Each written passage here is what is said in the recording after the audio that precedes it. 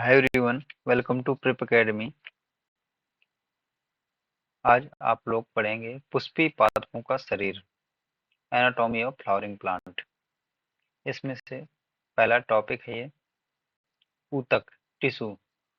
ऊतक कोशिकाओं का ऐसा समूह है जो उत्पत्ति, रचना तथा कार्यकी में समान होता है, ऊतक कहलाता है। और इसको अगर एक लाइन में कहें तो एक समान कोशिकाओं के समूह को ऊतक कहते हैं। जनरली आप लोग पढ़ते हैं पौधे और जंतु दोनों में टिश्यू पढ़ते हैं, लेकिन दोनों में एक समान ऊतक नहीं पाए जाते हैं, क्योंकि पौधे में जो अधिकांश ऊतक होते हैं वो मृत होते हैं। मृत क्यों होते हैं? क्योंकि वो पौधे को मैकेनिकल सपोर्ट प्रदान करते हैं। और जंतु में अधिकांश जो ऊतक होते हैं वो जीवित पाए जाते हैं। हम पढ़ रहे हैं प्लांट टिश्यू। ऊतकों के विकास के आधार पर प्लांट टिश्यू को दो भागों में डिवाइड किया जाता है। पहला है विभज्योतकी ऊतक और दूसरा है स्थायी ऊतक। विभज्योतकी ऊतक मेरिस्टेमेटिक टिश्यू। इसे तीन भागों में विभाजित करते हैं, उसकी उत्पत्ति, स्थिति और कार्य के आधार पर। बेस्ड ऑन ओरिजिन, उसकी उत्पत्ति के आधार पर इसको तीन भागों में डिवाइड करते हैं, प्रोमेरिस्टेम और प्राइमरी मेरिस्टेम या 1 डिग्री मेरिस्टेम, और तीसरा है सेकेंडरी मेरिस्टेम या 2 डिग्री मेरिस्टेम। प्रोमेरिस्टेम से जो पहले बनते हैं उनको प्राइमरी मेरिस्टेम बोल देते हैं, और जो बाद में बनते हैं उनको सेकेंडरी मेरिस्टेम बोल देते हैं।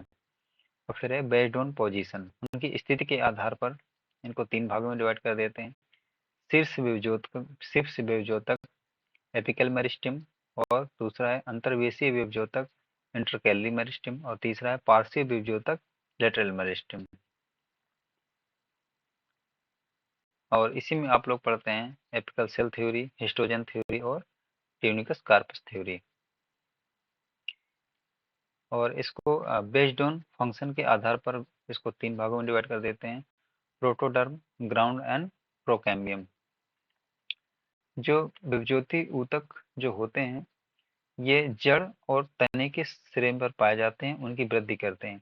ये सिर्फ पादपों में ही पाए जाते हैं और जंतुओं में नहीं पाए जाते हैं। अगर ये जंतु में पाए जाएंगे तो उनकी वृद्धि कंटिन्यू होती ही रहेगी। और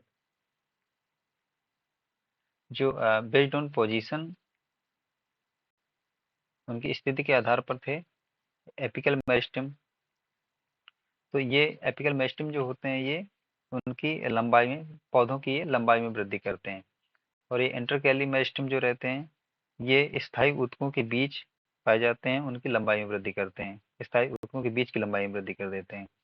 और पार्श्वी विभज्योतक जो है लेटरल मेरिस्टेम में ये पादपों की मोटाई बढ़ाने का काम करते हैं तथा तने और मूल के परिपक्व क्षेत्र में पाए जाते हैं।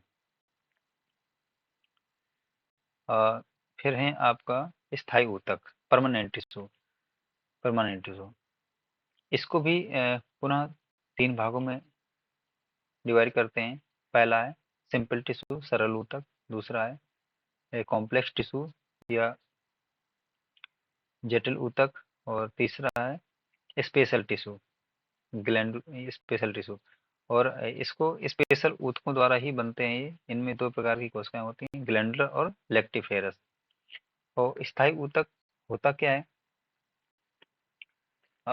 विभज्योतकी ऊतक जो होते हैं उनकी कोशिकाओं जो होती हैं विभाजित होकर के विभिन्न प्रकार के स्थायी ऊतक का निर्माण कर देती हैं। स्थायी ऊतक जो होते हैं जनरली ये पाए जाते हैं जड़, तना, पत्ती, फूलों के डंठल, फलों के गूदे जैसे नरम भागों में पाए जाते हैं। और इनको विभाजित करते हैं उनकी कोशिकाओं के प्रकार के आधार पर।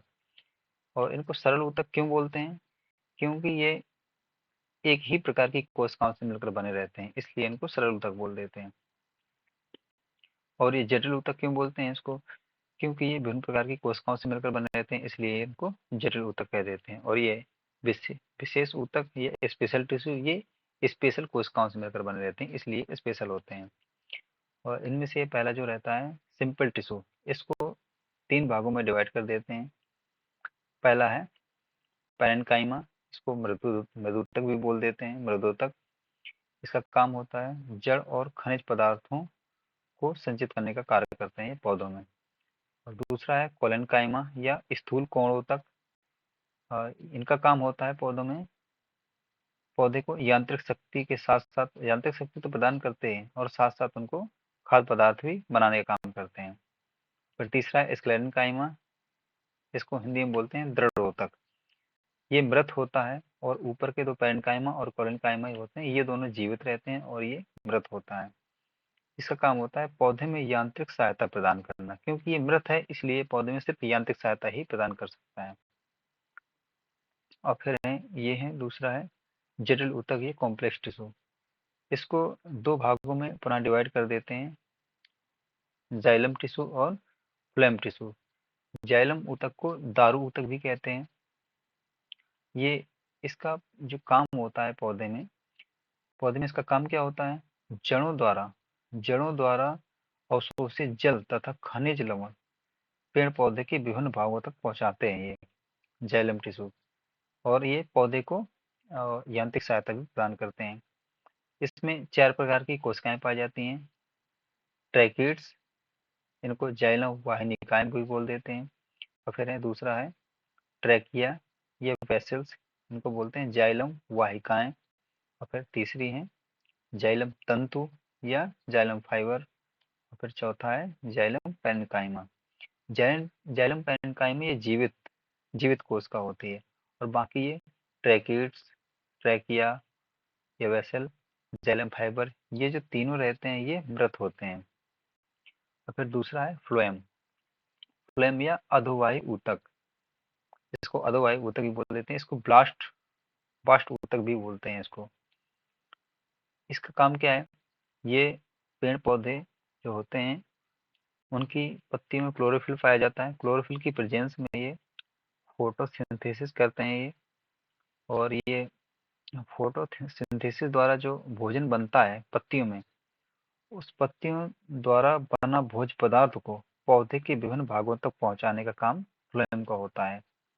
और फ्लोएम भी 4 प्रकार की कोशिकाओं से मिलकर बना होता है। फ्लोएम में 4 प्रकार की कोशिकाएं पाई जाती हैं, ये सब तत्व पाए जाते हैं कह सकते हैं। जिसमें से पहला है सीव ट्यूब एलिमेंट, इसको बोलते हैं चलनी नलिकाएं। दूसरा है कंपेनियन सेल या सहचर कोशिकाएं बोल सकते हैं। और फिर तीसरा है फ्लोएम पैरेन्काइमा। और चौथा है फ्लोएम फाइबर। फ्लोएम फाइबर जिसमें होता है ये मृत होता है। और बाकी जो ये चलनी नलिकाएं, कंपेनियन सेल, सहचर कोशिका और फ्लोएम पैरेन्काइमा, ये तीनों जीवित रहते हैं और ये फ्लोएम फाइबर मृत पाए जाते हैं। अगर आप लोगों को वीडियो अच्छी लगी हो तो चैनल को सब्सक्राइब करें। इसी तरह और भी वीडियो मिलती रहेंगी। So thank you.